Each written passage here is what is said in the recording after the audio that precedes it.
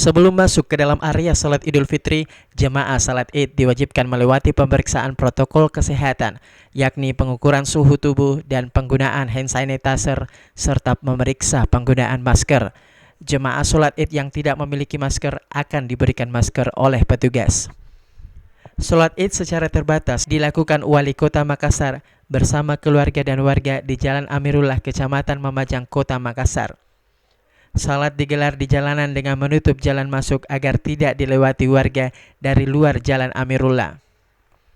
Dani Pomanto mengikuti salat Id di sekitar rumahnya sesuai dengan himbauan pemerintah agar tidak ada pengumpulan massa dalam satu lokasi.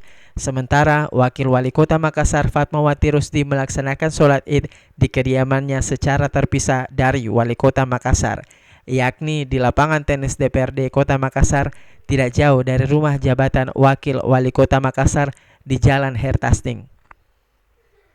Dalam khutbah salat Id dan sambutan Wali Kota Makassar menekankan agar warga tetap taat pada protokol kesehatan. Untuk saf salat Id juga dibatasi, di mana jarak jemaah dibatasi 1 meter.